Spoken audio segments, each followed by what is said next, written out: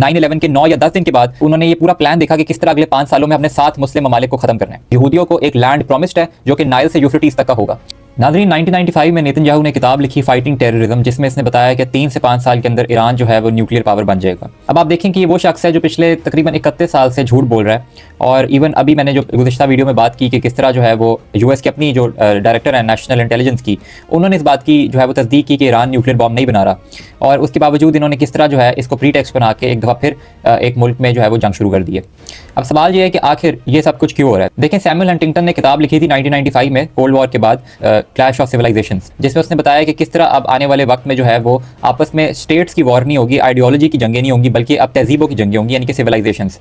और तहजीबों से मुराद कल्चर और रिलीजन है। और जो उसकी सबसे कोर आइडिया था वो था फॉल्ट वॉर्स का, यानी कि वो आपस में रियासतें जिनके आपस में बॉर्डर्स मिलते हों लेकिन उनकी सिविलाइजेशंस अलग हों। जैसे इंडिया पाकिस्तान के केस में, जो कि अपनी किताब में भी लिखा, आपने देखते हैं कि आज भी हम इंडिया के साथ एक जंग लड़ चुके हैं पिछले साल, क्योंकि उधर की एक हिंदुत्व आइडियोलॉजी जो है वो इस्लाम के खिलाफ है। आपने देखा कि मोदी इजराइल का भी विजिट करता है और उधर भी यकीनन जो है वो अब ये साजिशें होंगी, क्योंकि आपको पता है कि नेतन्याहू ने ईरान के बाद जो अपना टारगेट सिलेक्ट किया हुआ है वो पाकिस्तान किया हुआ है। इसके बाद हंटिंगटन बात करता है इस्लाम वर्सेस वेस्ट की, और ये किताब शाया होने के 6 साल के बाद आप देखते हैं कि 9/11 के अटैक्स हो जाते हैं यूएस के ऊपर।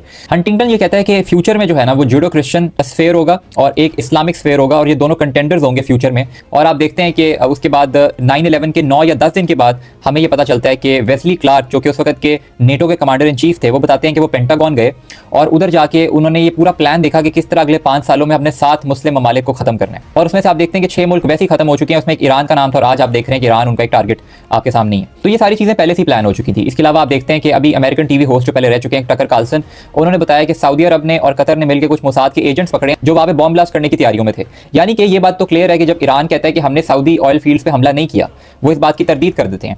तो यकीनन यहाँ पे जो है वो नेतन्याहू की पूरी कोशिश है कि वो आपस में मुस्लिम ममालिक को भी लड़ा दे और इसको एक रीजनल वॉर के तौर पर एस्केलेट किया जाए, जो कि हो चुकी है। इसके बाद पीट हेग्सेट जो है यूएस सेक्रेटरी ऑफ वॉर, उन्होंने अपनी किताब लिखी थी 2020 में, अमेरिकन क्रूसेड।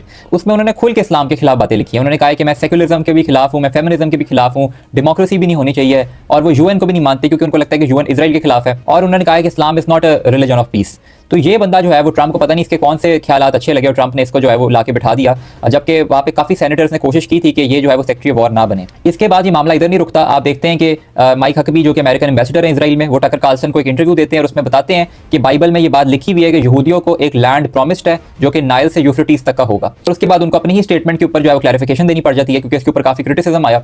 तो आप देख रहे हैं कि अब ये मामला जो है वो आपस में रियासतों का नहीं रह चुका, ये मामला तहजीबों का बन चुका है। और जो ग्रेटर इसराइल का एजेंडा है वो भी आपके सामने जो है उसको फुलफिल करने में अब सारे एक्टर्स जो है वो इकट्ठे हो गए हैं। शुक्रिया।